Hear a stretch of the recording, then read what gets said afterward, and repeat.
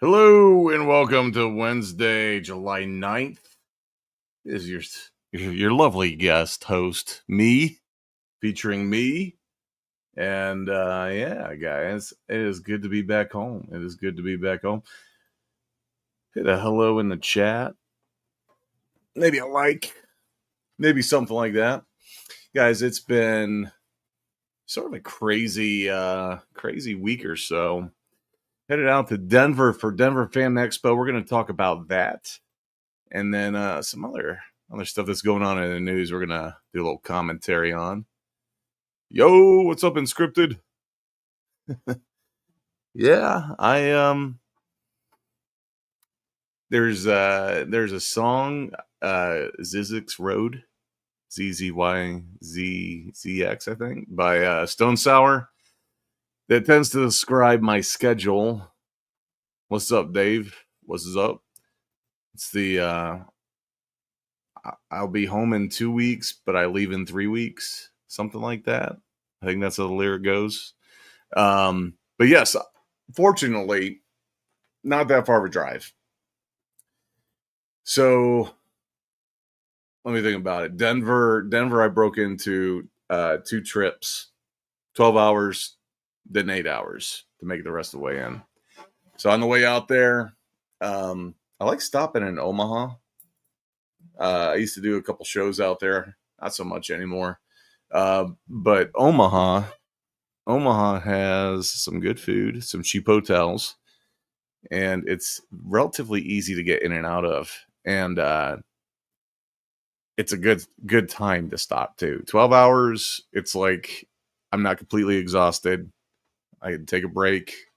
I want to draw some stuff. I can take some time to draw. Tell you what, driving to Denver though, this is the easiest I've had it this year. I might have alluded to it before, but I do get the altitude sickness. Have any of you experienced altitude sickness? First year, I was rough. I stopped at a rest stop, and I was there for about an hour, thinking I might die. Because as soon as it's smooth sailing the whole way out. You're just on I-80. You hit a little bit of traffic around Chicago, and then you're just driving in a straight line forever. And it's giving me pause to think that maybe the flat earthers are onto something. Because as far as you can see, it's just flat. And you're just driving and driving. For most sane people, it would cause major issues. But I have a healthy amount of sanity. Dave, and I do need to keep it. I do need to keep what I have. It is very dear to me because after a while of listening to podcasts, listening to some music, and the voices in my head, you start to lose sanity as you're looking around, and there's nothing but corn everywhere. And it was to the point where I actually had to make a comment. I texted a buddy of mine. You guys might have met him at a couple shows. I've had a buddy, his name's Brandon. He's helped me out at some of the tattoo shows and then also out at Big Lick. I texted him. I'm like, dude, everything smells like shit in Nebraska. Like, no joke. The entire state smells god awful. The reason being, it's all corn and fields. And the farmers, the good farmers of America that are growing our crops so we don't die, they do have to fertilize. For those of you not familiar with fertilizer, smells really bad. It's usually some form of shit, uh, that sort of thing. And they have these tanks that they drive around and literally just spray it all over everything. And yeah, the entire state just smelled god awful. There's definitely some pig farmers out that way. I don't know what percentage of farmers out there are pig farmers, but I definitely passed several trucks where they had little hoggies in the back. But one of the many blessings that I've had lately is that my drives have been very mundane, very boring. And I've had some buddies, some of you actually have reached out about, hey, why don't you do a drive stream where camera doesn't necessarily have to be on me. It could be on the road, but then I just drive and commentate. The problem is I can't stop to like read what you guys are saying because that's dangerous. And while I'm fairly certain there were stretches of highway where there was no one around on my side of the highway or the other, I'm pretty sure the 1 second I would look down to see what one of you guys was saying would be the moment that I hit a little baby deer. It would be a baby deer, and you don't want that. I don't want that. It's not what nature wants. That's what I know. So we're not going to do it. Who knows? If I feel like rambling sometime, as I am wont to do, maybe I'll do it. But we'll see. We'll see. Oh, let's see. It's giving me. Apparently, I am not live streaming to Instagram, which is fine. We don't need Instagram. We've got you guys here on YouTube. We've got Facebook. We got some likes. Go, guys. If you could hit that like button, it'd be so good. It would be so good. So yeah, I made it all the way out. The two big things that I have going for me in my fight against altitude sickness. Number one is Liquid IV, not a sponsor. Covered that last time. It was great. Came close to running out, but I brought the perfect amount. And then canned oxygen. The first time I tried using it, I was like, maybe I should try this in the gas station parking lot. Just in case, like it gives me an aneurysm or something. I was driving. I'm like, I think I need it now. I was starting to get a little lightheaded and a little nauseous. I'd already taken some Dramamine. I'd already been in a liquid IV, but I was like, you know what? We're just going to huff some oxygen. We're going to see what happens. It felt, I could feel through my head the oxygen just roaring through those little capillaries. And it felt like crinkling, almost like a garden hose. The first time you have water go through it, it like uncoils and unwinds. I felt alive. I felt alive, but not anything special. It's not like I gained any superpowers or anything. It's just oxygen, friends.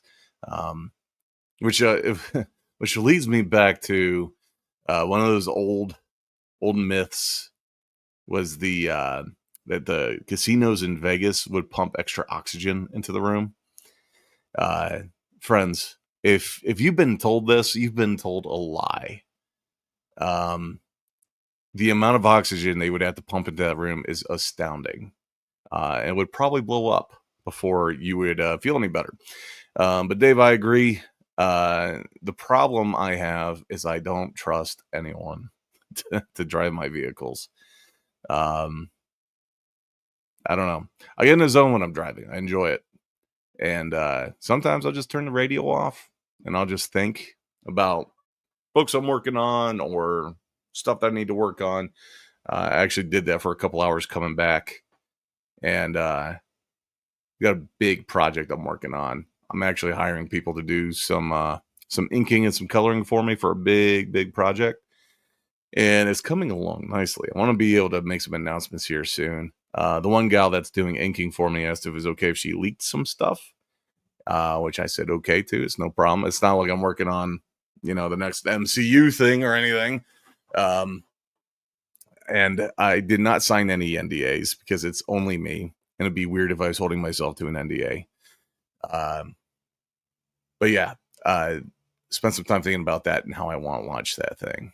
So, the problem I have when I have a co-pilot and you know, whether they're driving or just riding in the vehicles, sometimes I feel like I have to entertain them. I gotta come up with stuff to talk about.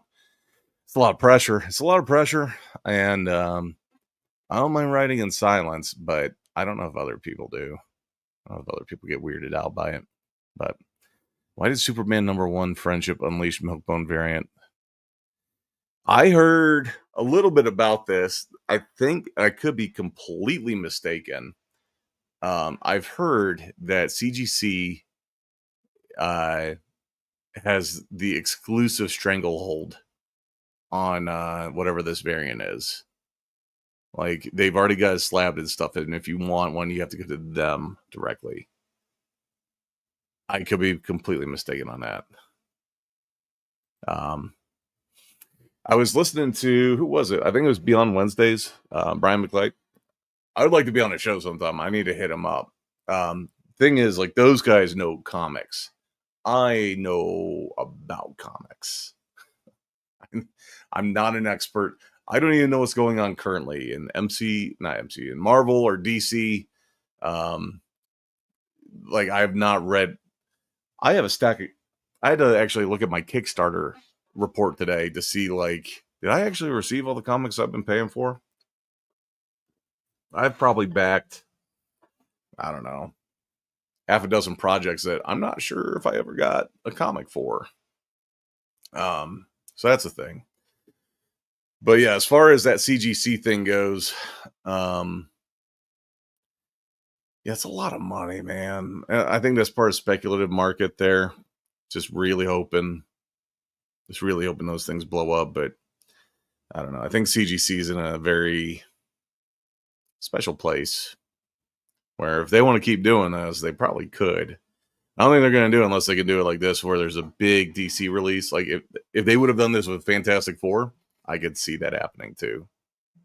But $1,000 for that, I'd pay it. I wouldn't pay $1,009. Maybe 1,000.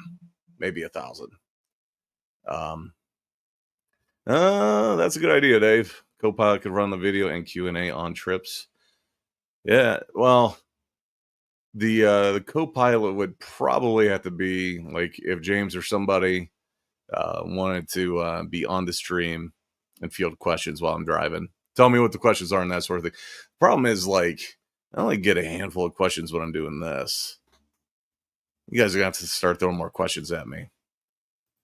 James, speak of the devil. Yeah, he had some things going on. He's going to be joining us here in a bit. We almost had Dawson, DJ. He had to bounce. He had something come up. I can give you a little bit of a teaser. I've actually talked about it. A little bit. Let me see if I can pull it up here real fast. You guys know in the past I've talked about working on a card game. Is this it? Oh my god, I've got too many folders. That ain't it. So I'm working on a card game that has a graphic novel that goes alongside of it. And let me just share this real quick. Do a little teaser here.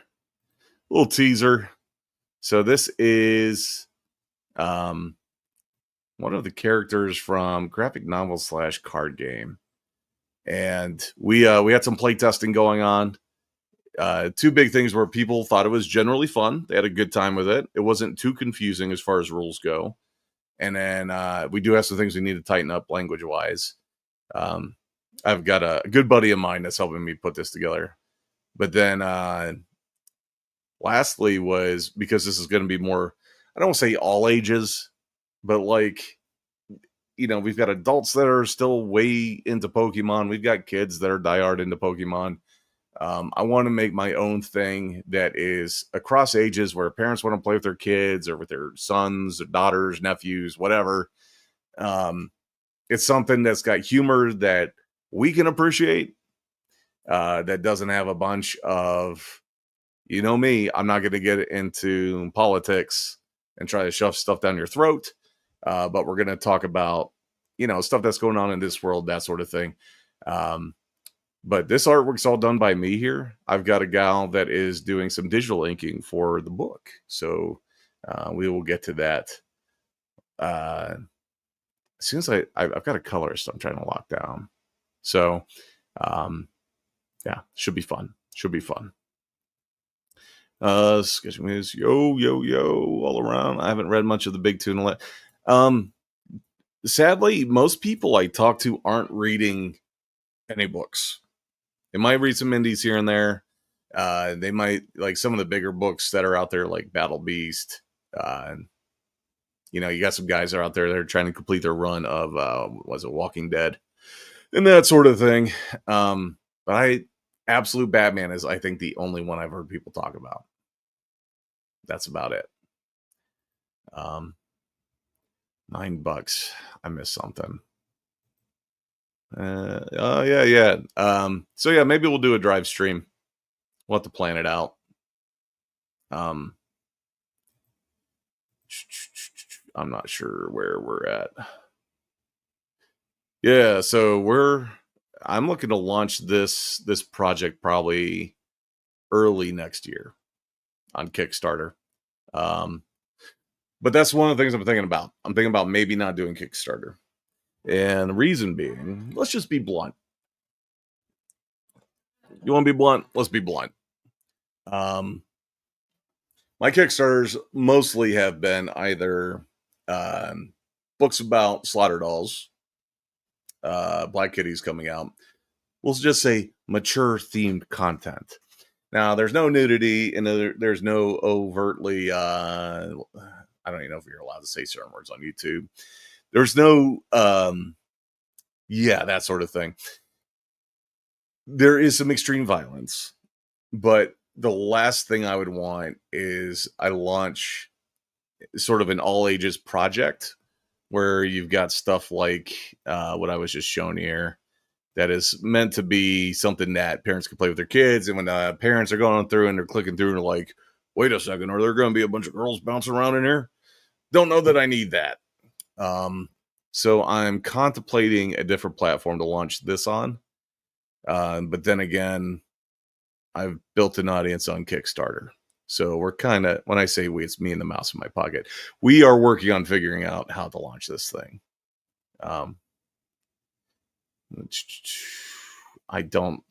This is the problem when the chat gets ahead of me. You guys feel free to keep chatting. I just don't know what everyone's talking about. Chad, what's up, dude?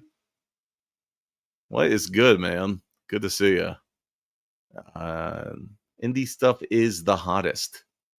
So that was a conversation. If you guys don't subscribe to Beyond Wednesdays with Brian McClay, that dude, he was actually one of the first guys to land an interview with the first guy that was going to buy Diamond Distribution.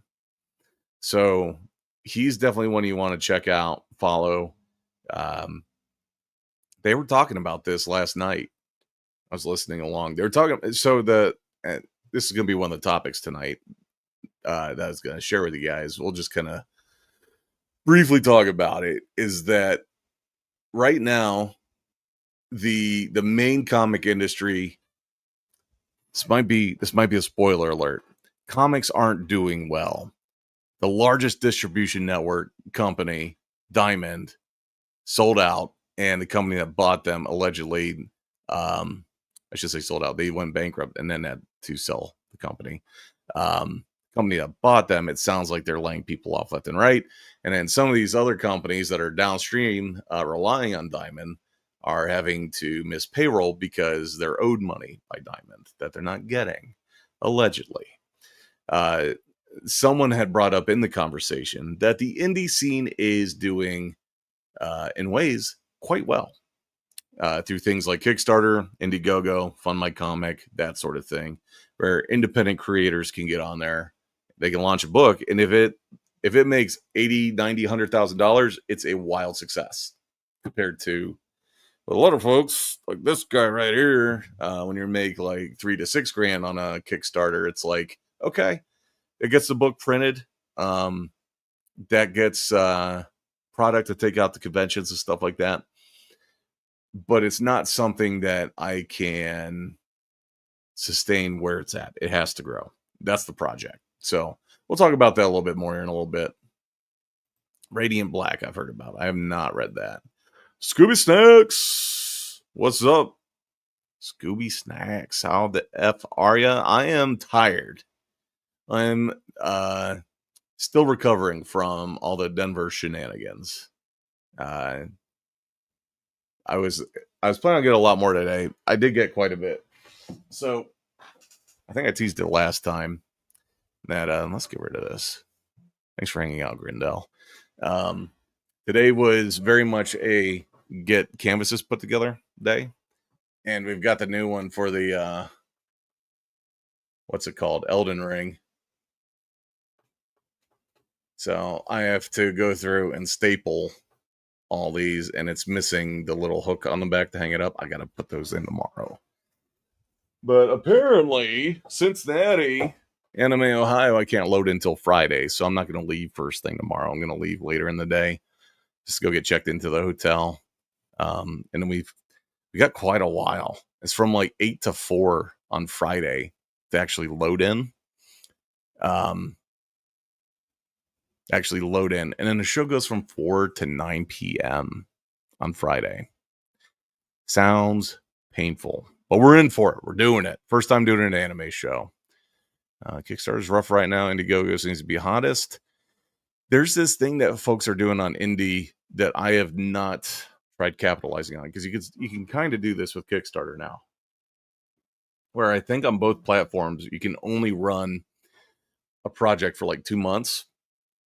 But on Indiegogo, they do this thing where you can leave the campaign open. So you have 2 months to hit your goal, and they can leave it open indefinitely. So this is where you're hearing about people that have Kickstarters that have been running for 3, 4, 5 years, and they still haven't put out a book, but people are still spending money on it. So I think that's a Indiegogo advantage. That's built into their culture there. Culture? Sure. Scooby, you still have your turtle picks, bro. It's an absolute blast meeting you when you're coming back to the Cons Expo in Ohio. So yeah, I'll be at Anime Ohio this weekend. I will be at Columbus Fan Expo, and then I will also be, that's December, and then Cincinnati. I'm thinking about Cincinnati Comic Expo. I'm thinking about trying to do more with the local comic shops. That's something that I haven't really explored.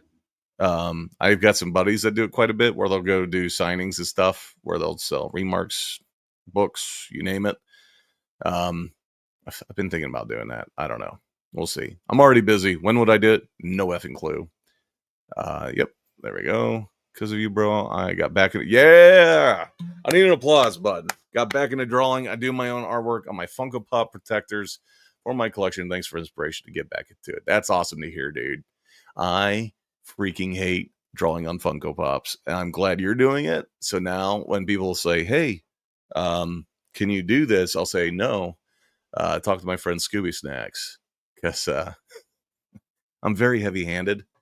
And a lot of those things you got to use not Funko Pops. You got to use Posca pens on Funko Pops a lot of times, and I'm awful at it. I just smear everything. Comics not doing hot. I'm seeing a comic equivalent of NFTs. I think that's what variant covers are, because there's this illusion that you're buying something that you can sell for a profit later, so you are willing to spend more on it right now, and hope to God that it's worth more money. I think variants are the OG NFT. Yeah, it goes till 9. So that's a thing. So we'll be out there all days Friday. Yo, what's up, Jay? What's good, man? What is good? Thanks, Scoobs. Hope we sell out at the anime show. I do have 2 new pieces. So I showed off the Elden Ring. I also did a Death Note canvas. And I already had one comment about Misa. I don't know really anything about Death Note, but it's like I'm gonna try to draw it kind of like they do, but it's also gonna be my style. And I was showing a girl this, and she's like, "Is that supposed to be Misa?" So yeah, it's supposed to be the girl. And she's like, "It doesn't look like her." find these anime kids. I shouldn't say kids because she's a grown ass woman. These anime fans want it to look just like the anime. And I did not draw it like that. So that's the thing. I don't know which idea you're in reference to because I'm too slow at reading the chat tonight, Dave, but I'm glad you're on board. Take that as an endorsement. We're going to do it. Not sure what I just agreed to, but we're doing it. Yep. Cincinnati Comic Expo. Is that September or October? I will be there. It's going to be allegedly the last time they do it at Sharonville, which I think is the superior place to host versus Duke Energy, but we'll see. I guess next year they're moving back downtown. Sweet. Sounds good. Sounds good, man. We will see you there. I'm going to have a big double booth, and I got to finish printing stuff tomorrow because I'm going to try to expand one more wall of backdrop stuff. No, Posca pens, especially if you shake them and you're anticipating it being a good time, when you open the cap and it just shoots paint all over the place, it's a problem. I was trying to get down that way to see you in Columbus in December, bro. Took the wife and kid to FanX Cleveland. The wife got her Crowley. Nice. Dude, that's awesome, man. That's one of the benefits of having the horror fans that I do, is that I get requests to draw some of the lesser known. Or I shouldn't even say lesser known. Sometimes they're just as known. They're just not represented on the convention floor. I had so many people buy the Leprechaun at Denver. Something is in the air with the Leprechaun. I don't know what it is. But not a whole lot of other people draw like the Leprechaun or Victor Crowley, the Jin from Wishmaster. So, and those were all requests from a gentleman that commissioned me to draw them. So it's good. So Jay, we will see you down there. Hopefully we see Unscripted there too. That would be cool. Leprechaun's good. So someone told me that what's his name that plays him? He was in Willow. He was what is his name? Someone told me that he passed away, and it's a lie. The dude's still alive. What's the guy's name that played Leprechaun? I cannot remember. But someone told me like a month ago, and I've been this whole time believing that this dude freaking croaked. Had a little coronary or something, but yeah, the dude's alive. Apparently it was not him, it was the dude that played Chucky. Got my Superman signed by yeah, there we go. Oh yeah, Warwick Davis, thank you. Yeah, that was I get a lot of fake news told to me at shows. I have turned into the rumor mill. I think it's because I speak with confidence and I've got a lower voice and I'm tall. People are like, this man must know what he's talking about. I assure you, I don't. So if I tell you something, assume that if not myself made it up, someone else made it up and told it to me. So yeah. So we're all caught up on the Warwick Davis thing. He is alive as far as I know, unless he did perish an unfortunate death and is now just like a skin suit of like an army of like hedgehogs squirreling around in there, moving them around. I cannot imagine a worse fate for someone. Cannot imagine. But guys, let's just address the, I would say the elephant in the room, but it was the raptor in the elevator. Not quite as catchy of an expression. Very seldom can you use it, but get a load of that girl. Clever girl. Yeah, so I was loading out of Denver. I'm skipping all of the in between. I just wanted to cut to the raptor, right? Loading out of Denver is a chore. Luckily, they do have these two freight elevators. You can see there's one right across the way there, right past my beardy little face. As soon as I saw this raptor start to back that ass up into this elevator, you know I had to use this. I will wait as long as I have to get in this elevator. very impressive. Even standing up super close, this thing is. I didn't even know it was there, but I guess it's one of the cosplay dudes. And my only critique, uh, there is a unusually large bulge between this. The raptor is jacked. Like these thighs, these are some thunderous thighs. But it's all part of the I understand, right? You got to make the thing work. Um, I've seen this with other costumes where they will black out this area underneath, because this is, just imagine like this is where you're standing, right? You got to kind of hunch over. Um,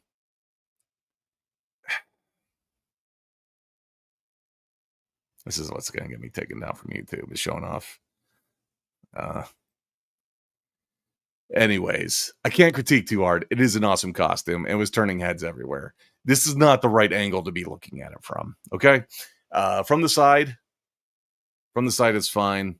From the front, it's great. Um, yep, this is what's going to do it. But it's kind of cool. So whoever was in there was with another cosplayer. She was dressed up as Harley. Very well done, Harley. Should have got her in the picture, but I already felt like a creep just taking a picture of this Raptors situation back here. And I was hoping there was like 10 people waiting to get on the elevator, because I'm like, this is going to be the most epic, like, rap music video ever, where the freight door elevator opens and there's Harley Quinn and a raptor just waiting to come off. Like that is like the money shot waiting to happen. So, yeah. Unfortunate to hear about Warwick Davis's wife. How long ago was that? I can't say I'm horribly invested in Warwick Davis, but it's unfortunate that his wife passed. God rest her soul. So yeah, all in all, all in all, where has everything gone? Why is my life so profoundly difficult? All in all, Denver was a success. We got some cool stuff. This booth was actually pretty impressive. I wanted to shoot a longer video, but I did not. They had probably 50 statues set up, if I had to guess. Do you guys own any? Do you collect statues? Do you have them? I've got a couple. It can take, for a basic statue, set it up carefully and correctly, it can take half an hour to an hour for a simple one. This Batman comes in 3 boxes. You got one for the base, and then a couple for the rest of them. And it looks absolutely insane. And the cool thing about this is that apparently you can remove Batman from the base. There's a secondary basis down below that you can't see, but the head pops off this thing, and he can put his torso in there like he's driving the mech suit around, which is freaking sick. It's like the Hulkbuster, if you've ever seen that one. So yeah, I was looking around. It was kind of interesting to see there are a couple statues that I have here that are already marked up a couple $100 from when I bought them. But the big thing is, with any market, is you're going to have the audience that will pay the money.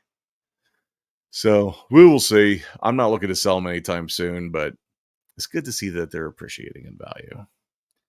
Got a resin 3D printer on the way. Yeah, there we go.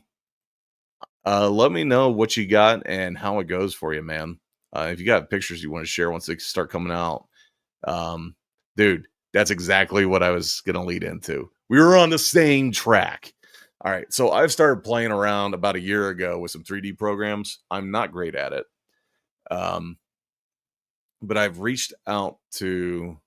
When I say reached out, that's a lie. I didn't reach out to anybody. I clicked around on some people's profiles that have pricing for this sort of thing. That was my reaching out. Cheapest I could find for someone to digitally sculpt a character was anywhere from $1,500 to like $3 grand.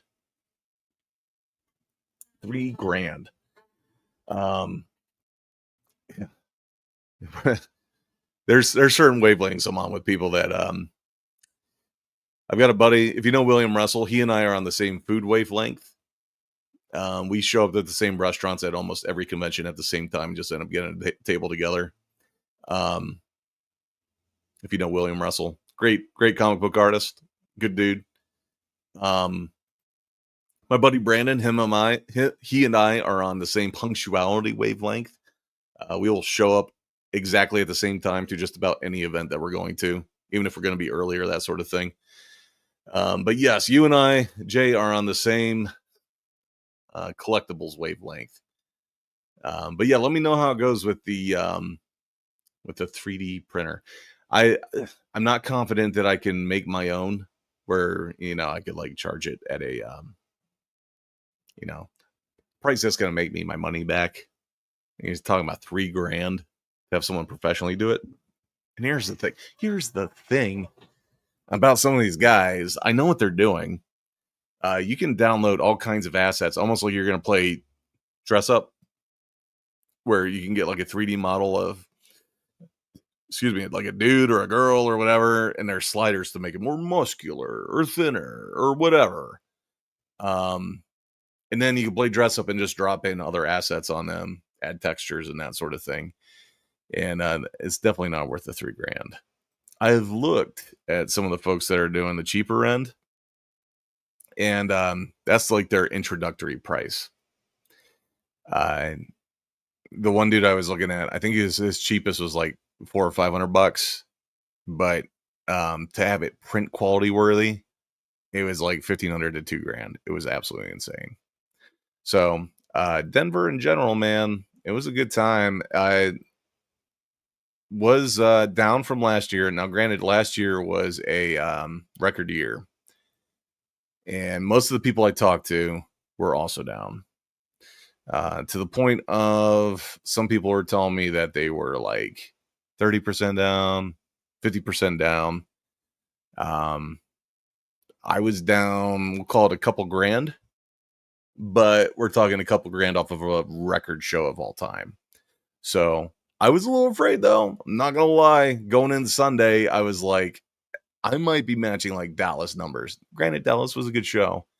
But for all the travel and everything that goes into Denver, I was kind of sweating it. And Sunday saved my rear. So, but yeah, hey, look, we got a guest in the back. We're going to bring him out here. Please welcome to the stage. We got James. What's up, James? Yo, what's going on, man? Oh wow, what is your background? That is SK. Who? From SK from Expedition 33. Oh, I've heard a lot. Have any of you guys played that in the chat? I've heard a lot about it, but I have not played this game yet. What's up, Jay? Thanks for being worried about me. What the hell, dude? Where is he? Insane Clown Posse. Yeah, kind of. Yeah, there's some similarities there. Oh yeah. Yeah, I just finished that. I just finished this piece today, actually. That's new. Nice. Very cool. Very cool. I was just kind of finishing up talking about Denver. It was down quite a bit, man. Like yikes. Thursday and Friday, I did literally like half what I have done before there. Whoa. And I think part of it was the 4th was on Friday. Well, yeah, that sucks. Which last year the 4th was on Thursday. I still had a really strong Thursday though. But yeah, this year is just like, what have I gotten myself into? And dude, like everything, the whole way out there, even when I got there, it's like everybody is going nuts with nickeling and diming everything. I recorded a video ranting, and I'm like, I can't post this. I'm too angry. So I use my points to stay at an Aloft there. It's otherwise would be the most expensive hotel that I pay for all year, right? Yeah. Last year, it was $25-$30 a day to park in this little parking lot behind there. Oh, wow. Yikes. That's not bad. That's actually pretty good. The park there, because Marriott took it over, $68 a day to have your car valeted there in this tiny little alley parking lot. Like Whoa. you've got to be out of your mind. And you can Whoa. park around the corner for like $30 a day. That's fine, but no longer an eyesight of your vehicle. Yeesh. Yeah, so that was frustrating. And on top of that, the on the way out there, it was that day too. So it was just like a compound of things, right? Stop at Wendy's for lunch. And the gal We at the always drive do Wendy's. is pretty consistent. Yeah. They're pretty consistent. She automatically made my burger a double and charged me for the extra meat. And she added on a drink to the combo when it already came with a drink. Oh. And so I would get to Linda. I'm like, why is it like $15 for this combo? And I, had to get her to like reverse all the charges. I'm like, why did you charge? I didn't say at any point I wanted these things. Yeah. And they didn't have a little screen either. So it's like I had that happen, which wasn't major. But then I get there and they're like, we gave you the room with a view. You know what the room with a view was? It was the alley that my van was parked in that I would have to pay $68 a day. Oh my God. Yeah. So I'm like, I'm just tired. Quite the I'm tired view. of people. Yeah. I'm tired of people charging more money and telling me that it's for my own good. And like, it's an added bonus. So Yeah.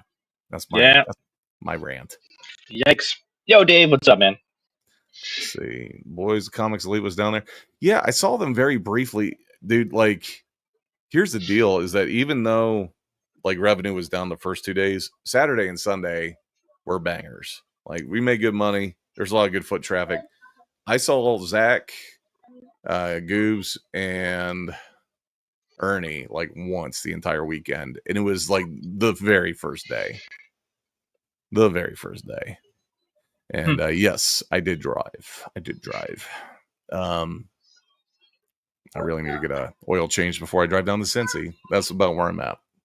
I just got mine today, dude. That's why I was so slammed, man. I've been back to back things today. It's been, ooey. Yeah, that's the hardest part with coming back from Denver, is that I'm just freaking exhausted. Yeah, no doubt. It's last time I went from Denver to Knoxville, and I just stayed on the road. I stopped in Indy for a couple days, and I did a live sale with Comics Elite last year. Nice. But I did not choose to do Knoxville this year. I'm trying this Anime Ohio. We'll see how it goes. Yeah, be sweet, man. We'll have a good time. Have you guys ever been out to Knoxville? Saturday. Have you been to Knoxville? I have not been. Where's Knoxville? Not Knoxville, Tennessee. It's Tennessee? About how far is that for you? I was gonna say it's probably about 7 hours ish. Oh, all right. So it's probably about 8 or 9 hours for me then. Yeah. So Knoxville, they're the place. They were doing the $1,700 meet everybody that was ever on the Turtles first movie pass. Oh wow! So 3-day pass, you get to meet all the turtles. You get your photos with them. You get to go to like the private Q&A or whatever it was. $1,700 is what I was told. They were doing. That's outrageous for turtles, like the OG turtles. Yeah, or so like the movie 90s movie, or the original movie. It was wow. Yeah, I just saw them at Syracuse for free. That's crazy. Yeah, well, Knoxville. Well, they were doing. I think they're doing like group photo shots and individual photo shots. Like, yeah, you were definitely getting a lot of signed photos and you name it, but yeah, I don't know that I'd spend $1,700 to do with turtles on probably anything. Sorry, guys. No, like maybe I maybe would spend $1,700. Like, I think there would be one person in the entire universe I would maybe spend $1,700. That would probably be to see Robert Downey Jr. Your mic's cutting in and out quite a bit, man. It's these headphones, man. I'm on my tablet right now. I'm not on my computer right now. Gotcha. So I'll do my best. I'm sorry. It's probably trying to cut out some background noise. Gotcha. Yeah, Ben, let us know how Knoxville goes. I actually I need to find it. I took a video of the guy that does all the announcing. It's literally every 5 minutes. It's like you're at an airport and he will call out, now signing is so and so from 2 to 4 p.m. Make sure you get up and see Joe whoever 2 to 4 p.m. Thank you. And then you'll see him start pacing. I shouldn't be talking shit about this guy because it is a convention. But I swear to God, like this dude loves making announcements, and he's probably told to make as many announcements for people to go get autographs. Hey, if you're hired to make announcements at a show, man, have fun with it. That's not like, yeah. Yeah, I've got that. I don't know whatever neural divergency it is, but as soon as an announcement starts playing, I can't think, I can't talk, I have to stop and listen. Yeah, when there's too many audio inputs, I get the same thing. It's like if I had like there's music playing and there's somebody talking, and then I'm trying to talk to people in front of me, it gets a lot real quick. But yeah, I feel you. Yeah, absolutely. Dave says stayed at a place by Rosemont last year, and the parking went down in price. That was there's been a couple places I've stayed out in Rosemont. The one, it's one of the Marriott brands. I actually get a pretty good rate with them. Turns out when you've got the Marriott Bonvoy card and you use it for literally everything you spend on your business, you get some good rates and good discounts. That's awesome. Yeah. But that's not where I'm staying in Cincy. Cincy's ridiculous, or Sharonville, or wherever we're going. So, are you all right? Yeah, I'm fine. I made a little spill. I'm asking my wife to grab me a picked out. Yeah. I'm having a real hard time with your audio, man. Is it that bad? I'm wearing headphones, so it's more noticeable for me. Okay, hold on. If you guys in the chat can chime in on it. How about now? Is it any better now? No? Yes? Testing? Yeah, that's definitely better. Okay, it must be the audio canceling. The audio canceling is canceling me. Yeah, the audio canceling is pure hell. It's not good. It's okay. not good. Well, now I know. Yeah. So yeah, that Chicago's in August though. I'm like so compartmentalized right now. I know July will be over before I know it, but yeah, I had a couple other notes on Denver. I'm trying to remember what the hell it was.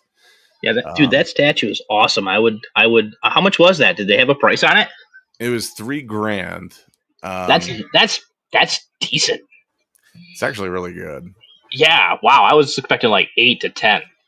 Yeah. So if you're trying to get the, I don't know if it was Sideshow or Prime One that made it. The Hulkbuster. You ever see that? The full size one? Yeah. Yeah, that's cool. They those are going for like 9, 10, 11, 12 now. On the secondary market because they sold out a long time ago. Let's see here. Let's see if I can share this. I don't even know how you would transport that if you bought it.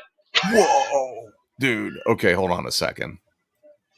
Hold the phones. You can buy a life-size Hulkbuster statue. Whoa. What? Dude, that's crazy. 000? I would not pay that. I could probably 3D print that for you for less. It's just be 8,000 pieces you got to glue together. All right, guys. I'm going to start a Kickstarter for another book. The minimum goal is going to be $300,000. If we hit that goal, I'm buying Hulkbuster. Where am I going to put this? Couldn't tell you. But it's probably bigger than your ceiling, man. Oh yeah, it's yes. What does it say? 3.5 meters. Wow. That's what, 12 feet ish. Yikes. 11 and a half. Something. That's crazy. That's absolutely nuts. Look at this guy down here standing like a G. It's funny. I just watched somebody over the course of like the last month. He printed pieces for a full size Batmobile. Oh wow. Yeah, he's printing it, and then he's like, I'm guessing he's going to do like the fiber over top of it to make it actually strong that you could actually, make it a car. But yeah, it's nuts, man. like Yeah, 3,000 pieces or something. It's there crazy. was some influencer that was at a convention here recently, and they had one of these 3D printed full size cars. He fucking leaned on it and completely dented in the hood. Ooh, nice. I forget who that was. It came up on my YouTube suggested thing. It was like a short, and I watched enough to be like, yeah, that sucks. You're that guy. Mm-hmm. But here's that Hulkbuster statue. I like this That's sick. better. Yeah. And there's actually people that have made out swap out arms that have made their own like custom 3D Neat. 3D sculpts that you can print out, paint. But this I thing's don't know that sweet. my problem with it is it looks almost a little bit too much like the Batman robot thing that they came out with. Yeah, I believe this was out first. I could be completely mistaken.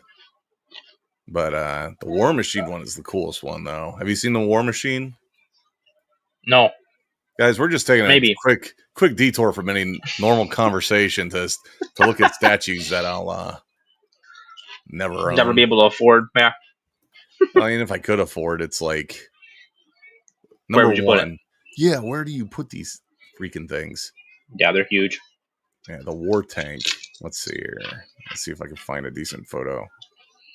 I have a couple statues.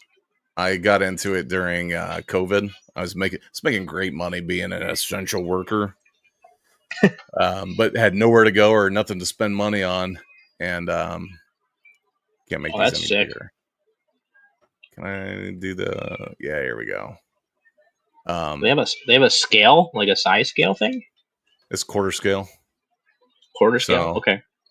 Probably up I to my don't. knee. Yeah, probably. Let's see. That's Oh, there it 80, is. 88 centimeters. Whatever that translates to in inches. So it'd be like Oh, 3.5, 4 feet. oh, okay. Yeah. I Yeah. think. All right. Yeah, that thing's sick. That is cool. But yeah, I was surprised. The Justice League Buster, or whatever it's called, it was $3,000, and it comes in 3 boxes. And yeah, even if I had $3,000 to just spend on stuff right now, I don't think that's what I would buy. Yeah. No. In the chat, if you have $3,000 disposable income right now, you don't have any other responsibilities, no bills to pay, and you're not giving it to charity. You're not doing anything lame. You're not going to white knight for, UNICEF and be like, I'm going to give it to the burn victims. No, they're out of the question. They've been taken care of. All the world's problems are fixed. You have $3,000 to spend on whatever you want to spend on. Okay. You're not feeding hungry kids. You're not giving it to your family, someone in need. $3,000 to spend on something silly that you I'm buying an want. ATV. An ATV. Yeah. If that fits in that $3,000, maybe a used one. You can probably get some kind of quad for $3,000. I've never Yeah. shopped for one. I bought a used Harley with like 20,000 miles on it for $6,000 a while ago. Oh wow. That was 8 years ago. Ish. What'd you do with it? Sold it. I love that thing. It was nice to go on rides. Problem was like the only time I would ride it would be on the weekends in the morning, like before traffic gets crazy. And then once I started doing so many conventions, I'm like, this thing is literally just collecting dust in the garage. So we being me and the mouse in my pocket made the executive decision to sell the bike. Unfortunately, you got your own Tom or Jerry? Yeah, Jerry. Yeah. It's like Tom, MySpace Tom. What? But yeah, I other than that, Denver, all in all, I had the hardest time with the time change, man. 2 hours difference. I was falling asleep at like 9 o'clock at night and then waking up at 3 a.m. It's kind of a problem. But I think I've almost finally recovered just in time to go down to Cincinnati. So we'll have a good weekend down there. We'll have a good time. When you leaving? Are you leaving on Friday morning or Thursday night? No, I'll be leaving Thursday afternoon. Me too. I don't know how crazy load-in's gonna be. So I'm just gonna get There there is early and yeah. There's only Friday loaded. Did you see that? yeah, That surprised me a little bit. That sucks. yeah. I'm not crazy about it, but we'll see how it goes. Yeah, and then the show it starts at 4, so it's like okay. Yeah. This I mean, reminds me a lot of Rochester, the Flower City. oh yeah. I think theirs started earlier though. They're yeah. Well, so that was the first time they did Friday, but yeah, I think it started like 1 or 2 or something. Yeah. So we'll see how it goes. I'm very low expectations. I had a really good show in Denver, so it's like I don't want to be in like let's just break even mode, but we need to make Yeah. some money. But Yeah. yeah, appreciate you hanging out, Dave. See you, Later, dude. Dave. See ya. Um, Yeah, I mean, I don't know, man. For the amount I paid for the booth, I hope it's good. yeah, I missed this comment. Make it a Yeah, I business don't expense. It's a booth decoration, dude. That know. was the. It would take me probably 4 hours just to set up. 4 hours is an exaggeration. Probably take me a couple hours to set up a Hulkbuster. I don't know. Yeah.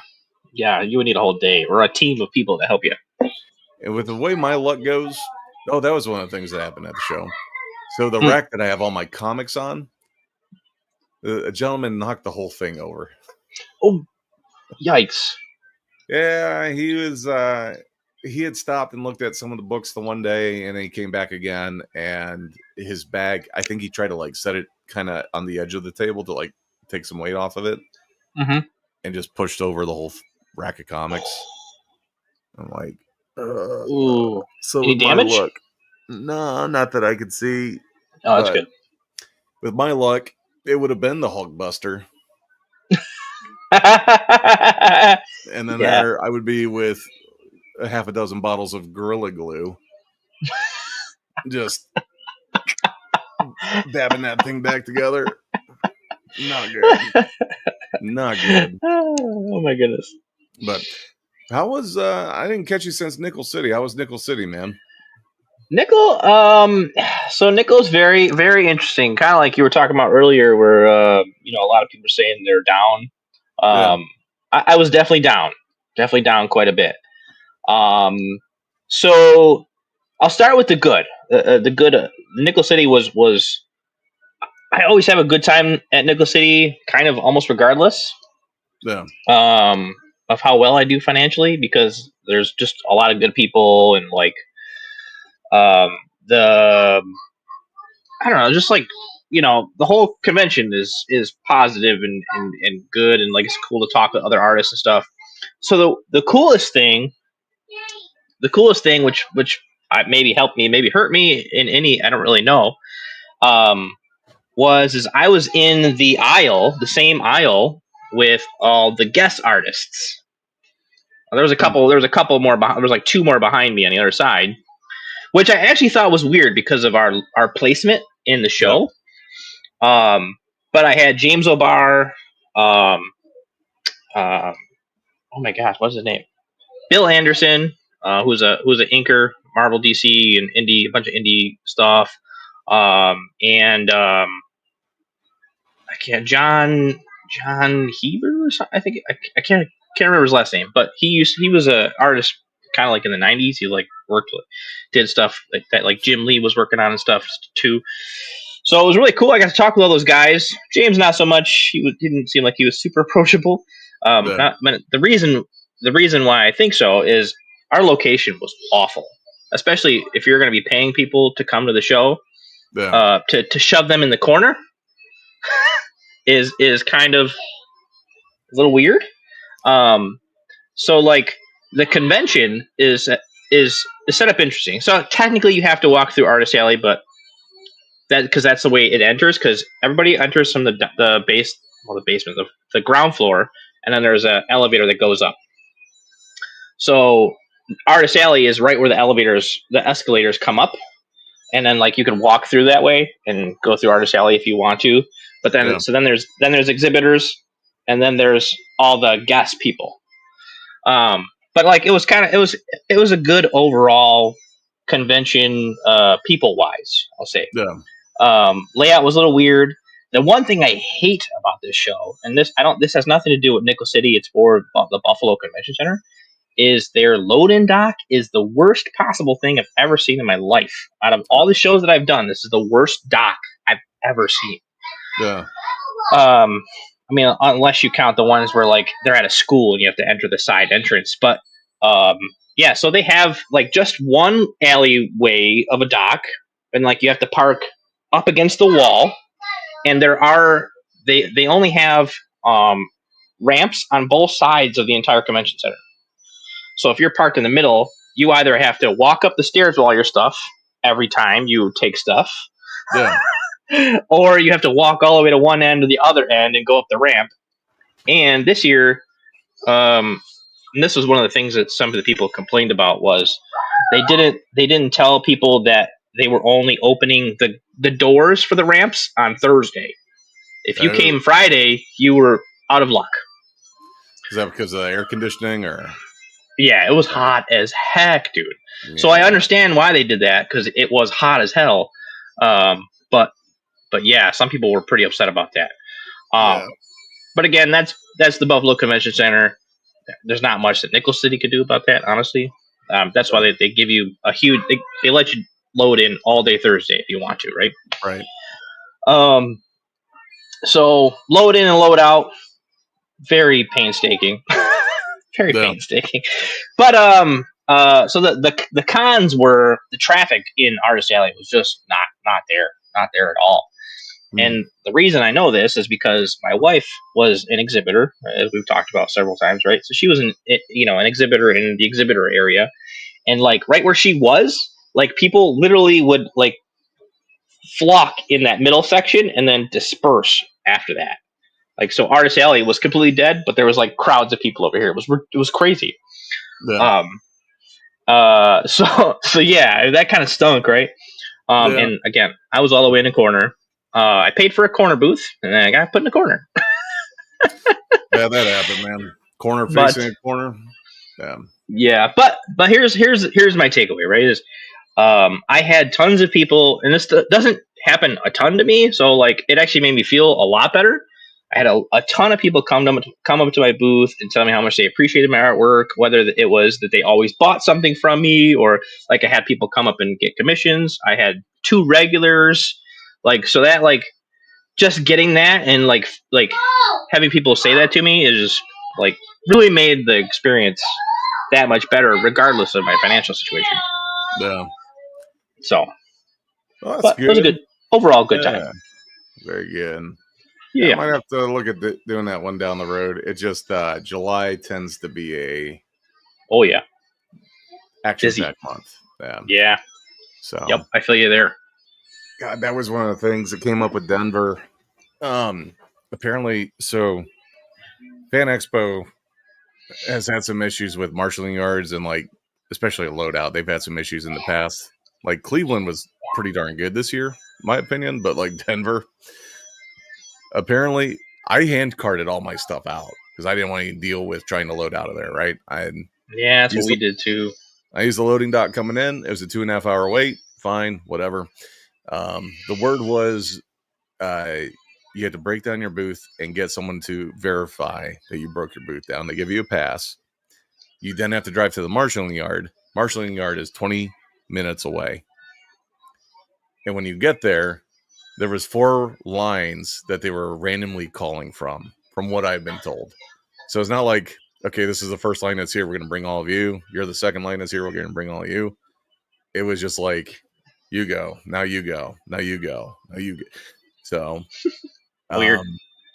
I had somebody tell me that they had waited almost 4 hours. And by the time that they got to the facility, the line still wasn't moving hardly. Because again, you have to drive 20 minutes then to get to the venue. So they ended up just parking on the street and wheeling their stuff out. So yeah, that's again one of the shows. Denver, if you guys ever do there, Ben can confirm it was like 10 lines. Yep. Wow. That sucks. Ben, and then there was another friend of the show that had reported they had similar issues. So sounds rough. But yeah. So one of the things that had come up, James, was the just talking about it a little bit was the as far as the indie scene goes, you've got you as an individual or a small team can put together a comic book, put it on Kickstarter, put it on Indiegogo, whatever. If you raise $20,000, $30,000, $40,000, like you do that a few times a year, you're gonna have a little side business going. You probably have to still do contract work, commission work, that sort of thing. Yeah. But the problem is there's reports of some of the bigger indie publishers that are laying people off. A lot of that has to do with the hit from Diamond. Also, let's just face it, comics seems to be a dying medium. So do you have any thoughts as far as like as indie guys, as comic guys, like how we can help out the scene? Because the comment that was made on Beyond Wednesdays last night was that there were retailers saying that these indie guys need us. Like, you can sell your stuff on Kickstarter, but if you want your stuff out in the world, it needs to get to an actual retail shop. Any thoughts on that? So I don't think that's necessarily true. I think from their perspective, they're probably worried that if that it keeps trending in that direction, then likely a lot of comic shops will go out of business, because if people are just doing it all on their own, creators doing it all on their own, of course, it's not gonna be well for comic shops. I, it's such a I don't know. It's so weird. Like, don't get me wrong.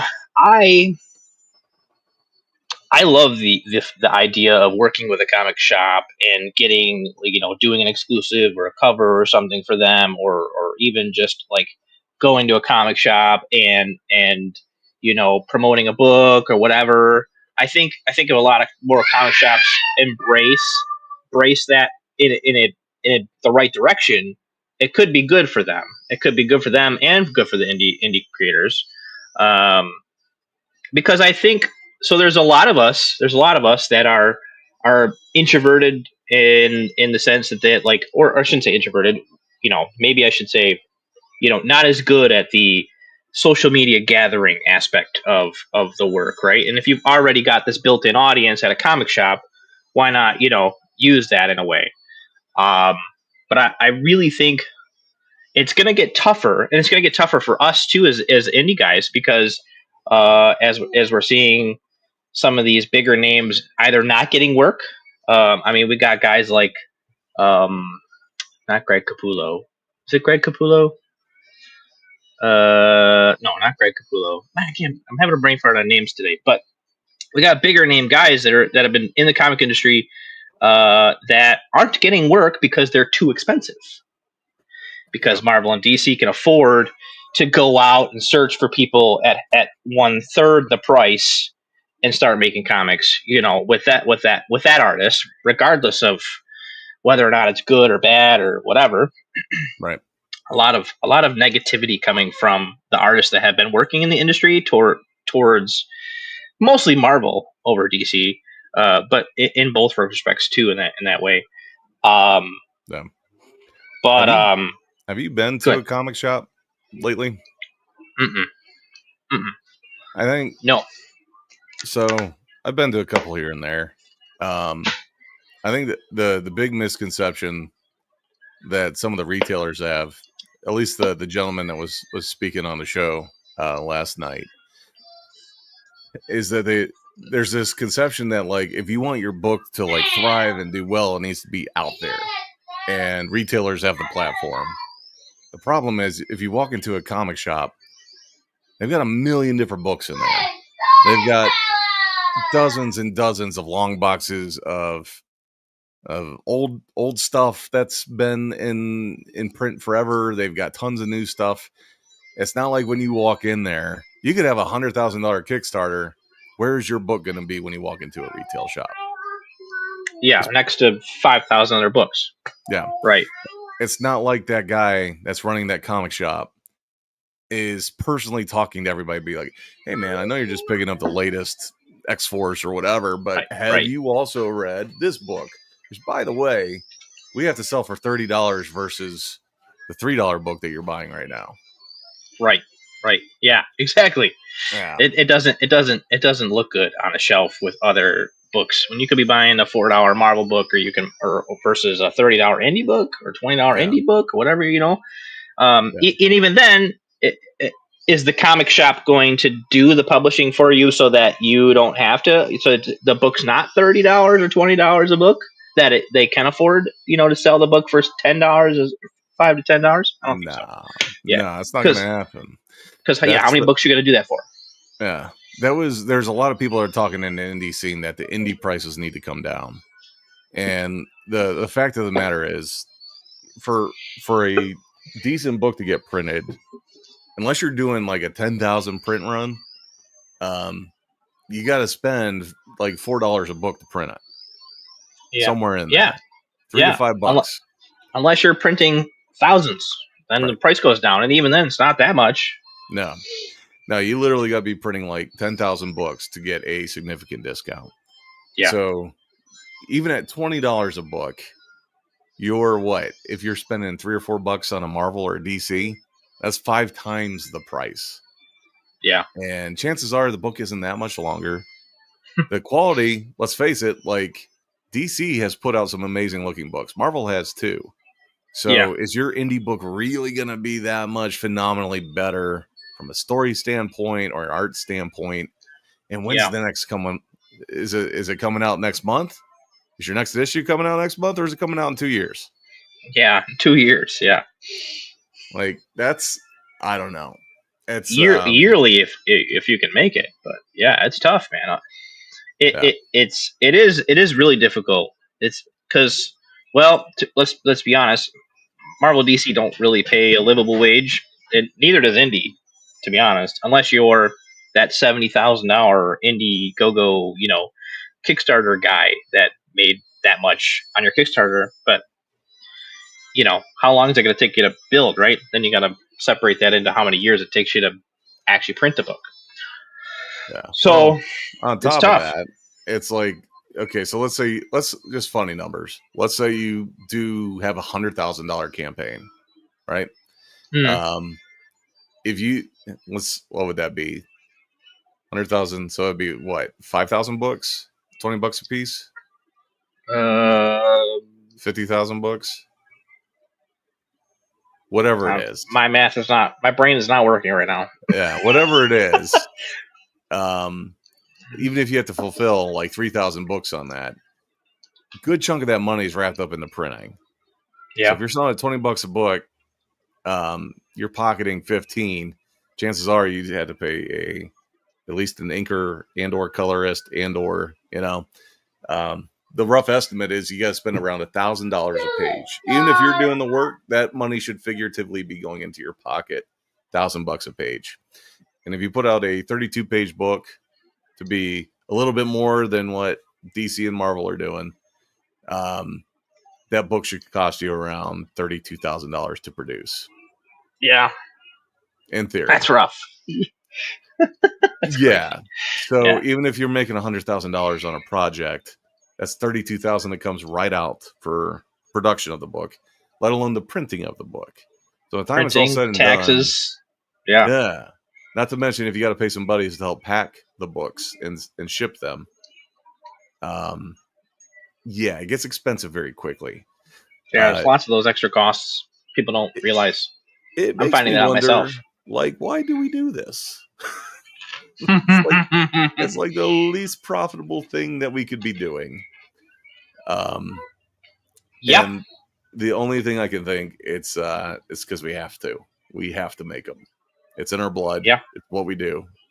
We got stories to tell, characters to make, and Maybe they make it big one day. Maybe they don't. Either way, I don't expect to be able to call up any comic shop and be like, "Hey, these books cost me $5 a piece to print. Would you want to buy them at least $10 a piece so you can hope to God that you can sell them for 20?"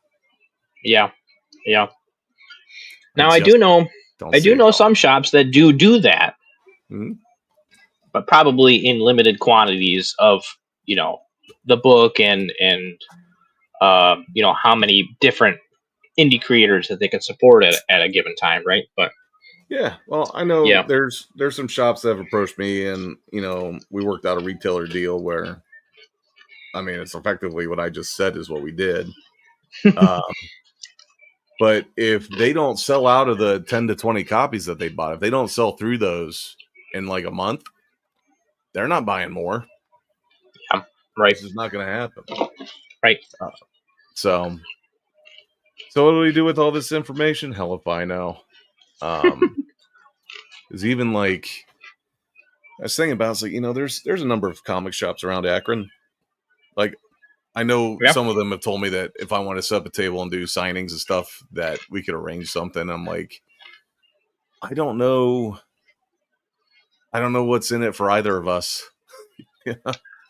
It's Well, I don't have a huge following locally, yeah, yeah. so You have a good time. there's a lot of things I can do to have a good time. That's true. That's Yeah. true. So I mean, yeah, I don't know. When I first got into this, doing comics and drawing and stuff, like I was seeing guys doing that, like going to stores and like doing signings and stuff. And I'm like, wow, that's so cool. Like, they just put out a book and now they're doing a signing at the store. Getting exclusives or whatever, and they're doing signings at the store. And I'm like, man, that's what I want to be. But like the deeper I get into it, the more I'm like, I mean, yeah, at the end of the day, even like just statistic wise, like what percentage of my followers are from Buffalo? What percentage of them are going to go out on a Wednesday, a random Wednesday, and go to a comic shop after work? So it's like, yeah, I don't know. It is weird. It is weird. I mean, the comic store has to do all the promotion at that point, and what, what else? What do they gain other than selling books? I You know, mean, that's what they're trying to do. So well, that's yeah, I feel like anymore, it's like the indie scene is going to continue to thrive on like Whatnot and eBay yeah, Live and that sort of thing. I don't know yeah, what you do for these retailer shops, man. Like Diamond falling apart. Um, I know that there's some other distribution places that are still trying to pick things up and run, but if you're a retailer right now, like I, I don't know, man. Here's a funny situation that I didn't even like think of until like a year ago when I talked to this guy. I know an artist.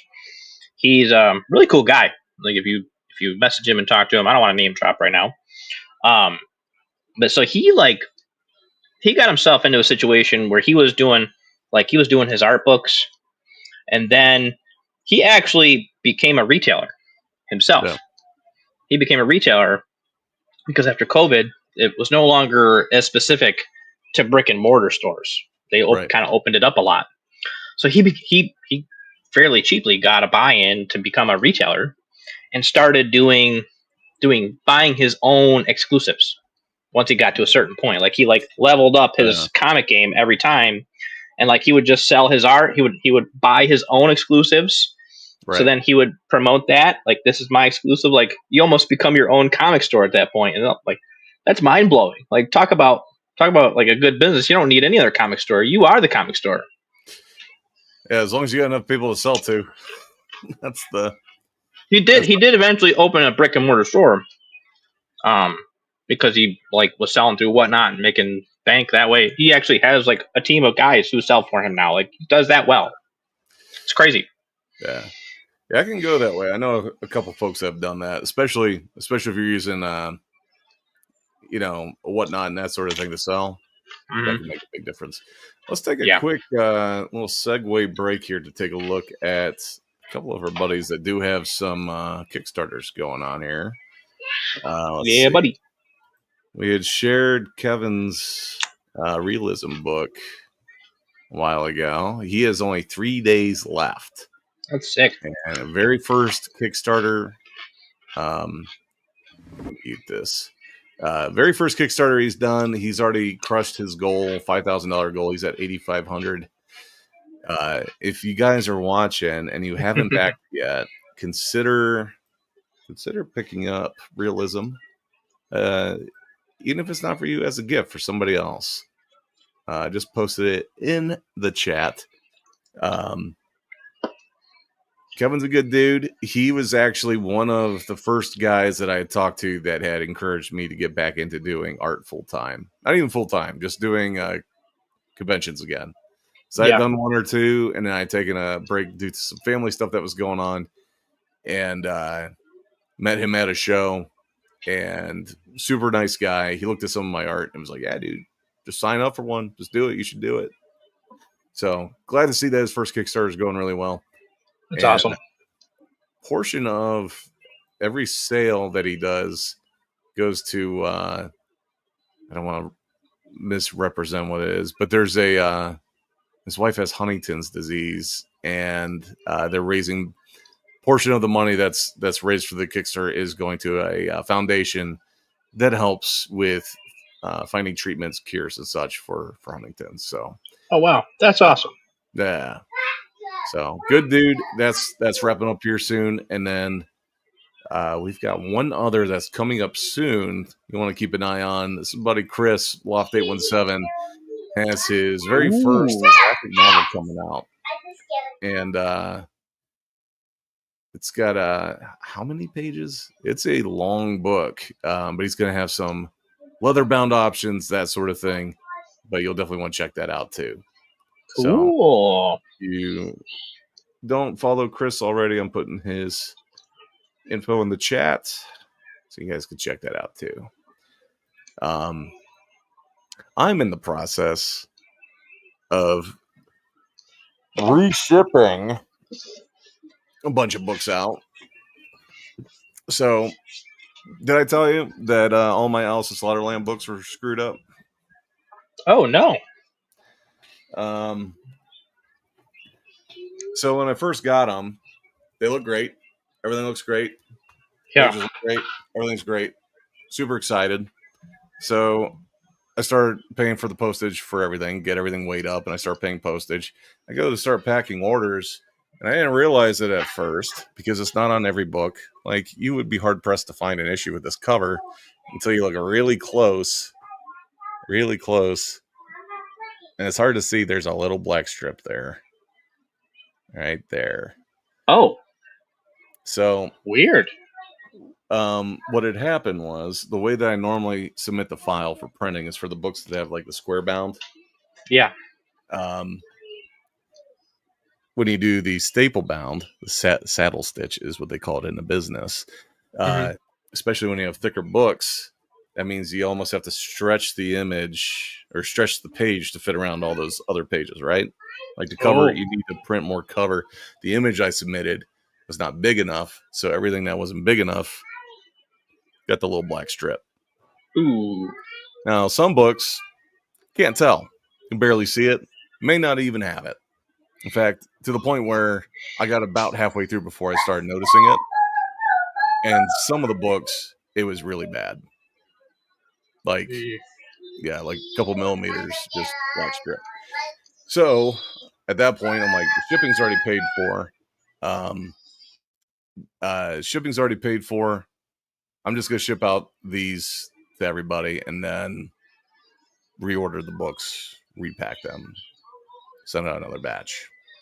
Wow. So that's what I'll be doing next week. Yikes, dude. That sucks, man. I'm sorry. Well, lesson learned. I was trying to do too much too quick, and I actually received the order in a couple batches, and the first batch looked fine. Yeah. So I started looking through, and I just muted you, buddy. You got a lot going on over there. So yeah, the books are going to be getting sent out next week, and then after that, I've got the next Kickstarter is going to go live. So pretty busy. I don't know if you can unmute yourself or not. Yeah, there you go. Okay, sorry about that. Now you're good. You got a Got life going the on. monsters in the background. Yeah. Yeah. Um. So yeah, I'll be launching Dark Side of Volume 2. That's coming up. Probably by the end of July. We'll see. We'll see. Rock on, dude. You got any projects coming up? Um, so Are you still I working am. on commissions? So I'm working on commissions, and while I'm doing commissions, I'm working on some other projects. I pretty much have Quintessential Darkness is scripted for the most Yeah. part. So right now I'm starting storyboard soon, and I'm actually gonna get some. I'm gonna do a little bit more storyboarding before I start worrying about it. But I got a little bit more concepting stuff I got to do for it as far as the character concepts. But once I have like a decent enough like cover idea and a decent enough like idea of all the layouts, um, we'll go to launch probably later this year after the other Kickstarter is fulfilled. Nice. There you So go. So it'll be yeah, coming up some point here. yeah. Hopefully by the end of the year, we'll see. Yeah. Here is that cover for Dark Side Volume 2. Nice. Will be look at all those little bits in there. So yeah, that'll be coming out. And then got a few pages already done, 6 pages or so done of Slaughter Dolls 3. So that's gonna be hopefully I was originally gonna shoot for September, but if this is coming out in July, I probably need to release in October. It's not what I wanted to do, but Yeah. I didn't want a Kickstarter going into November. It's because I don't want to conflict with people thinking like I need to buy Christmas stuff, not Yeah. comics from Steve.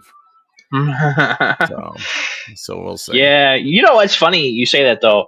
I oftentimes find myself backing a Kickstarter for birthday presents or Christmas presents for my wife, thinking that like that's gonna be a great idea. Thinking, oh, it won't be 7 months until I actually get this thing, and Right. um, 'cause some Kickstarters are better than others with like where they're at in the process. Like I did a Kickstarter last year that I bought for my wife. Well, if I bought it. It's half for me, half for my wife. My wife, the add-ons I got for her, um, because the previous Kickstarter I got was the Marvel art of David Finch, and they fulfilled that in like a month and a half, 2 months. It was like Yeah. pretty fast. Like I got it pretty fast, maybe 3 months maximum. So I'm like, it was like October or something last year. I kickstarted the Marvel art of Adam Kubert, Adam Kubert, one of the Kuberts, and um, I'm like, oh, that'd be cool. We'll have it, hopefully have it for Christmas, thinking it'll be done for Christmas. Totally escaped my mind. That's not going to happen. Never does. Yeah. so, Yeah. so I'm like supposed to be getting it in the next couple weeks. It is now, July going into August. Yeah. So, well, plus all the tariff things that happened, it really actually delayed the heck out of the book. So it is what it is, I guess. I know it's impacting a lot of folks, but most of that stuff's been resolved at this point as far as tariffs. It kind of just is what it is. Yeah.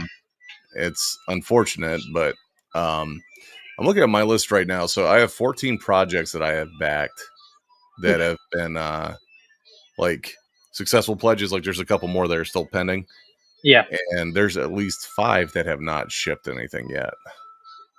Mine's probably one. Yeah, I wasn't going to call you out like that. Yeah, that was hey, fulfillment day is December, okay? I got till December. Estimated delivery was January of 2024. It was not. Get out of here. Okay. Oh, unless you're talking about the other book that I no longer have anything to do with. Oh yeah, that's what I was talking about. Oh, okay. Yeah. No, I have nothing to do with that anymore. Yeah. Well, let's see. So that was supposed Sorry to about that. be January of 2024. Uh-huh. Cause and Effect shipped fairly quickly. That shipped quickly. That did. Night. This is bad. I can't remember if I got Nightglaive or not. I've got a stack of books that have come in that I literally took them out of the Gemini mailer and they went into a stack. I don't know if like he's local to Akron. Oh, nice. Estimated delivery November 2024. I'm racking my brain. I don't know if that came in or not. These came in. Skull Masquerade came in. It's weird that there's so many that people don't update status. Like, there's an option in there, like when you're fulfilling orders, to change the status from like not started to in progress to shipped. Yeah. Um, I get prompted all the time, so I'm surprised that one doesn't show. That mine still shows not provided. I get prompted to put a status on there, and I put in progress. I don't know. That's yeah. weird. So, Maybe it's a different spot. I got to do it. Are you talking about like when you log in? Like, Yeah. Yeah. So that's different. Oh, okay. That's just like a general statement saying that you started okay. things. On Gotcha. each individual person that you ship out, there's an option to update the status. Oh, I should do that then. Okay. It's helpful. So like, if you've like when I'm going through and I'm shipping stuff and I'm clicking through, it's just shipped. Yeah. That's way, cool. Okay. Because inevitably there will be like 3 dudes that don't fill out the survey. I don't have their address. And that way I can harass them until they finally get it to me. Yeah. Let's see. This dude, Kurt just put out an update. This Nightwolf should be on track. This Big Pig buddy of mine, he kind of did what you're talking about, doing like an exclusive through them. I had it like the same month that I backed it. Like the book was already done and printed. Oh wow. Yeah, so that was the fastest I've ever gotten something. So yeah, I've been contemplating an idea for a Kickstarter that could work, could not work. Where like I know how much, I kind of have an idea how much it would cost to have an exclusive cover for like TMNT, or like Sonic the Hedgehog, and I've been really contemplating doing a Kickstarter to see if I can raise the funds to do that. I think that'd be kind of cool, but I don't know. So what exactly are you launching then? I'd be launching my own exclusive cover for Sonic or Teenage Mutant Ninja Turtles. So how would you Good idea, bad idea? No, it's not a bad idea. It's just that there's a lead time for like if you were going to do your own exclusive, like your own artist exclusive. I know sometimes they're pretty quick with like, hey, okay, you're approved. We need your artwork in like 2 weeks. So you're talking about doing would you be doing like a 2-week Kickstarter, or are you just going to put the money down regardless? Yeah, so that's what I'm thinking is, yeah, I would put the money down regardless, and then the Kickstarter would be like, basically you get the book, it's like pre-sale and you get exclusives with it, whatever I include too. Whether that's a good idea and how exactly that would work, I haven't fully ironed out that plan, but I've been throwing the idea around in my head for a little while. I don't think it's a bad idea. I think it's just a matter of how you sell it on Kickstarter. Yeah, because I think one of the things is it's like it's got to be your IP that you're selling. So yeah, that's a good point. It is your cover for a book that you're not making. That's true. That's a good point. And IP wasn't the right term. It's like it's a product that you're producing. So I don't see why you couldn't do it, but I feel like there might be some red tape in there. Yeah, that's a good point. I don't know. That's a good point. Yeah, I would just check it out. Check out, when you're clicking in, they have to create a project. They've got a thing that says like other prohibited things, or I would just take a look on that. Okay. What else do we have? Oh, by the way, apparently there was a red heifer sacrificed in Israel today. What does that mean? So apparently one of the prophecies of, I believe it's Israel getting its new temple in Jerusalem was that it required the sacrifice of a red heifer. I could be butchering the whole thing, But apparently, it's incredibly difficult to get a truly red-haired cow. Yeah. Apparently, it's super difficult, and allegedly, they've been trying to do this for a while. I don't know if this is like a biblical prophecy or if it's just like something. I'm not going to scroll all the way down, but this has been something that they've been trying to do for years in the name of having a new temple. But it was disqualified for sacrifice because they found 2 black hairs on its body. Oh, good. So naturally, what do you Okay. do with? Okay, so we order this, we get this red cow in. It's like shit again with this 2 black hairs, right? Man, So those what do you darn 2 do? black hairs. Apparently they decided to just use it for practice, do a little practice sacrifice. Poor cow. Well, it begs the question, Ooh. like if God is demanding, I need a perfect red cow sacrificed, right? Like this is what we need to make this thing happen. And you were like, shit, we've got this. It's got 2 black hairs, and you can't just pluck them. Apparently, that's not an option. Can't dye them. Has to be born what? completely red. Let's That's weird. just sacrifice this cow anyways. Maybe I'm sure there's one priest that's like, maybe it's good enough. Like let's just see. Let's just check it out, right? I'm sure this is incredibly blasphemous. But I feel like what would be more blasphemous is, God tells you he wants an all red heifer, and you do not sacrifice that to him. You sacrifice for practice another one. Yeah. That's not as good. Yeah, you gotta check the fine print, man. Always gotta check the fine print. Yeah. Yeah.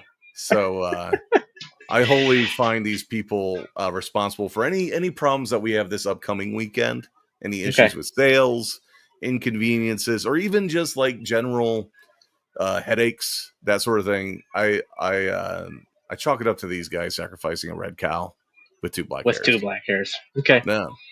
So, all right. Got it. So you haven't heard anything? I'll keep that in mind. I have not. This is the first I'm hearing of it now. I think there's a lot of people that debate about, revelation in the Bible. Was it poetic? Was it interpretive? Was it written for a different time? Did it already happen? There's all this conversation that goes on about it, right? Yeah. And I can't help but think that regardless of what it actually is, there's a group of people that use it as a playbook of like, what do we have to do to end the world? Apparently, red heifer is on the list. Okay. Yeah. So, imagine you've got you remember End of Days? What was that? Schwarzenegger? Maybe. End of Days? Big apocalyptic movie. He's got to like fight the devil and all this stuff. Imagine if all he had to do to prevent the end of the world was kill all the red cows. It's a lot less exciting. That would be an awful movie. What kind of catchphrases you'd have? You'd be like, "You got ground meat. Don't give me any of your bullshit." Yeah. I don't know where I'm going with this. I don't know. Yeah, it just struck me as odd. That is a little weird. I do have some advice though. We'll call this Steve's wandering around Reddit. Steve's wandering on Reddit. Okay. I need to come up with a better name. I know. But let's talk about this though. Have you ever thought about like how to get away with the perfect crime? No. You've never thought about that? No. I mean, all right, sort of, but like as a joke. No. As a joke. Yeah, okay. Yeah, as a joke. Yeah, sure. Okay. As a joke. It's like, what if that happened? But what if seriously you wanted to get away with a crime? Have you ever thought about that? Like, have you ever seriously thought about it, James? No, I've never seriously. If I was going to give you the perfect alibi to get away with apparently almost anything, okay, would you be interested? Probably not. All right, guys. Well, it's just me and you now. James doesn't want to hear this incredibly good news, so we're just going to. Are you sure you don't want to hear, James? Yes.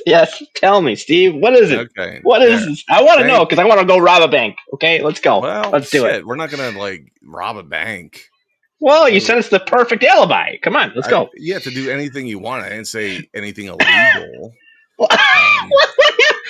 All right. So here's the story. In 1987, by the way, this is the face of a 22-year-old man in 1987. This guy looks like he's 50. In 1987, 23-year-old Kenneth Parks drove 14 miles while sleepwalking, killed his mother-in-law, nearly strangled his father-in-law, and then turned himself in while covered in blood. He had no memory of it, and in 1992 was acquitted after experts confirmed he was asleep the entire time. So sleepwalking, that is the alibi. Apparently, you can get away with literal murder while you're sleeping. While you're sleepwalking. How's that possible? Like, yeah, but I don't. That doesn't make sense. Is this the devil made me do it thing? I don't know. It's on Reddit. It's under r/interesting as fuck, and I do find this interesting. The big detail that some people were saying is that how did they know he was actually sleepwalking? Apparently, the testimony from the father-in-law played into it. They're like, yeah, he was absent-minded. He didn't seem coherent. So all you got to do is and then when they're yelling your name, it's just strangling them. SpaghettiOs, oh God, what is going on here? Yeah, so apparently that's all you have to do is just. I thought it was having a dream. I was killing a zombie, and what are they gonna do? I'm like, well, he was asleep. Now your idea was to rob a bank. Let's just put on record. James wants to rob a bank. So all you would have to do is kind of stumble into the bank, walk over. Apparently strangling is big. If you're sleepwalking, apparently strangling is the move. Strangle a couple people till they give you money. Then kind of drive away. Well, actually have them transferred to your account, right? Then drive away. That's traceable then. Then they're just going to return it back. I don't know if there's a way to get this one out of the way. I don't know if this one would work for robbing a bank. You're going to have to strangle all the bank tellers, James. You're going to have to strangle all of them. This is what's going to get. I'll have to take the money. I'll have to take the money and then hide it somewhere that only I would know when I was awake. Right. And then turn myself in. Be like, I don't know where I put it. I was sleeping. Yeah. They'd question you forever and be like, I don't know where I put the $1.5 million. And they're like, how did you know it was $1.5 million? Like, I was sleep counting. I counted 1.5 million sheep while I was dreaming. Yeah. They were all green and looked like dead presidents for some reason. Yes. Yes, I just found this very interesting. If there was any crime that you were going to get away with while sleepwalking, what would it be, James? Robbing a bank. That's it? That's all you got? Yeah, I'm sure there's other things I could come up with eventually, but right now, off the top of my head, robbing a bank, yeah. Are you going to have to sleep on it to come up with something better? Probably, yeah. All right, well, we'll sleep joke there for you guys I would have to say the lifelong goal that I've had, and I'm not afraid to say it, because when it happens, I will have a perfect alibi. I will not be able to be held accountable in any court of law. Except for your admission right now. I'm admitting that I didn't do it. Wink. The Hope Diamond will be mine. It will be mine. Nice. I had a pretty good plan. Call it 20 years ago. Okay. I'm not going to tell you what the plan is. Yeah, we wouldn't want us all to know. Yeah. No, I don't want to out any of my sources or anything. But at the time, the plan was if I could acquire the Hope Diamond and have that set into a ring, I could probably ask any woman to marry me, and who would say no to the Hope Diamond, right? And at the time, the goal was I was going to ask Kate Beckinsale. She was in Underworld. I Yeah, believe she yeah. was a Van Helsing. She was looking pretty good for a while. And that, what do you mean for a while? I haven't seen her recently. Have you? Yeah, yeah, yeah. That sounds She's disappointing. been she's been It's been she's 20 been years, James. People get she's older. been she's been I hot got talk. older. Yeah, yeah. Look her up. Look her up. Look her right now. Look her up Okay. right now. Well, Threaten yeah. me with a good time. do Kate Beckinsale 2025. Kate Beckinsale. Yeah, she was in a bunch of movies. And I was like, she looks great. Are you I out don't of know. your I'm not seeing what you're seeing. What you're showing me right now. give me a moment. All right, all right. Look at this. Share this tab instead. She looks great. Just looking a little weird. Looking a little like stiff. If that makes sense. Stiff. She's getting her photo taken. She looks a bit shocked, maybe. Okay, let's get a Yeah. photo. Yeah, I don't know. Yeah. Okay. So I mean, she looks okay. I mean, she's definitely not my type anymore. We'll go with that. Not my type anymore. Let's see. All these photos Versus are when from she like was in those older times. she's on the Vanity Fair. I don't know how old she is right now. Is she 40s, 50s? What is I she? don't know. I have no idea. Let me look it I up. have no idea. Let's take a look. I'm learning a lot about Kate Beckinsale right now. I don't know. She looks rather gaunt in this photo, but yes, she's not a 51. bad gaunt. 51? 51. That's not bad Yeah. at all, man. Yeah. Not bad at all. Had I made that decision 20 years ago to somehow acquire the Hope Diamond and marry this woman, would not be disappointed with my ventures. There you go. Now, would she be happy with this after what I looked like 20 years ago, where I was much more gaunt and I had dreadlocks? That was a thing. You would have lived a different life. You had dreadlocks. Wow, I have to see this picture. Yeah, there's pictures somewhere. Steve with dreadlocks. Interesting. Yeah, it was a thing. Yeah, I was in a heavy metal band. It was fun. I had dreadlocks. Then this back here got a little too thin. I had some locks that were trying to leave my head, and I'd had them for a few years. And once I cut the first one off, I was like, why didn't I do this so long ago? Like, I felt several pounds lighter, a whole lot cooler, literally, no doubt, metaphysically. Yeah. But, dude, I feel the difference when I cut off an inch of hair. Like I can't imagine having dreadlocks. Can't even imagine. I might cut off a bunch. Yeah, your face would be cooler. I'll tell you that. Yeah, but then everyone's gonna be like, "Oh, Steve, why'd you cut your beard off?" I'll be like, because it's hot. It's hot, and it does get a little like curly in the humidity, right? Oh yeah, Kinda yeah. froze out Starts a bit. getting all like fray and stuff. Yeah, Yeah. yeah. No, you got. I mean, you're already at that point. You might as well get to the point where you can start braiding it. You know, start looking like a Viking. I can braid a little bit. Yeah, they're little braids. There you go. Yeah. Anywho, not that I've tried. Not that I've Sure. tried doing that. Wink. Sure. So let's see. So guys, we are both going to be at Anime Ohio this weekend. If you're down in Cincinnati, come see us. Come check it out. Do you have any other shows or anything else coming up that you want to plug, James? Ooh, so we got Anime Ohio. I got Steel City is next month. I got AnchorCon. I actually need to cancel because I'm overbooked. Wow. Yeah, I'm overbooked.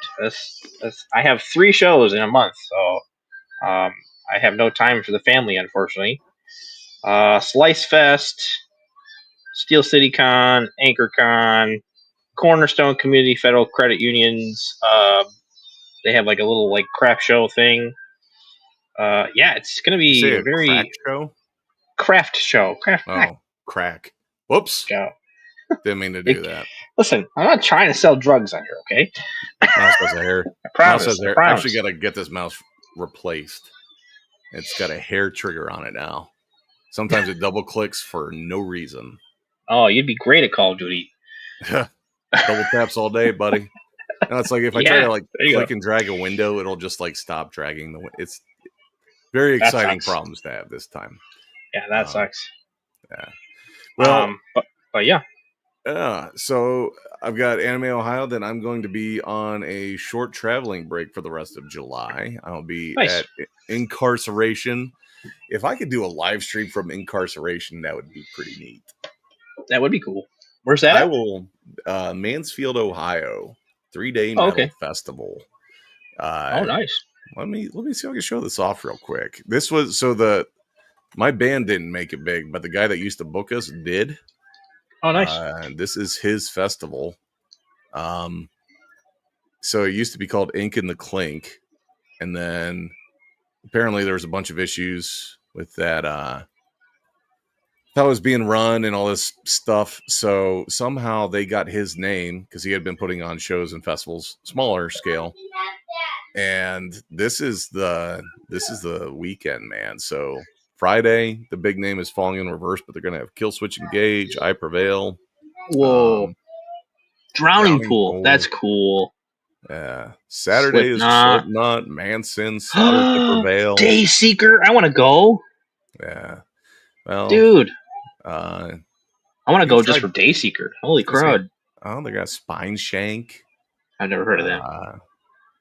They were like one of those new metal bands back in the day that just they just done good. Try Kill Logic's gonna be there. Union Underground. Lamb of God. Bill Murray. Nice.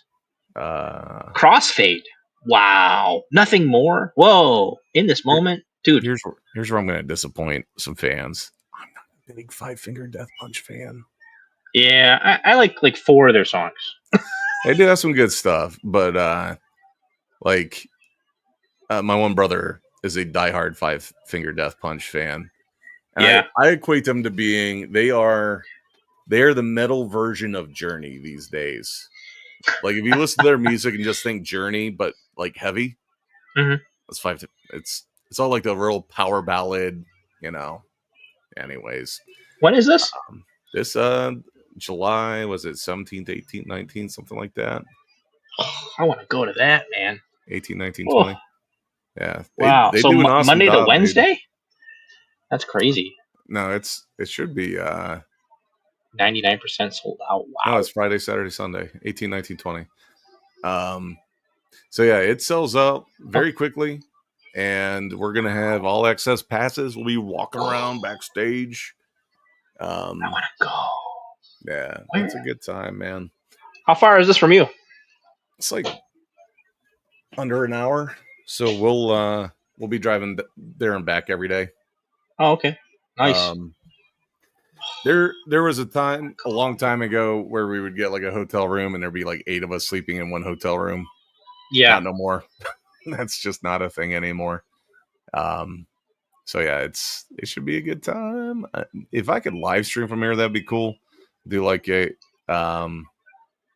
behind the scenes look, because we can actually like get up on the stage and shit.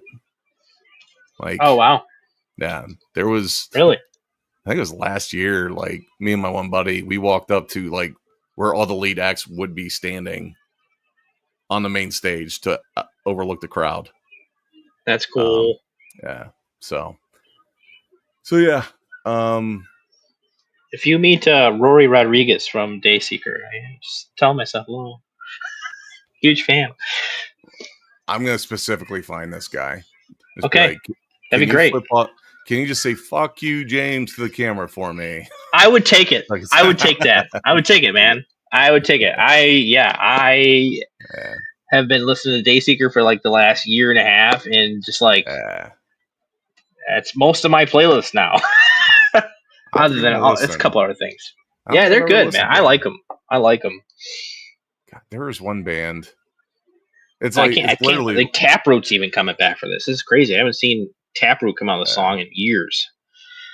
yeah, we'll just be hanging out backstage. I know last year it's me and my one buddy Brandon. We're sitting back there, just he's puffing away on his vape, and I've got a cigar, and I can't remember the name of the band, but the dude's from I think he's from Sweden. It's some like really heavy metal band, and we're just sitting Yeah, there, and he had a cigar too. We just hung out and bullshit for a while. Did get to see cool. Sully from Godsmack super close for like 20 minutes.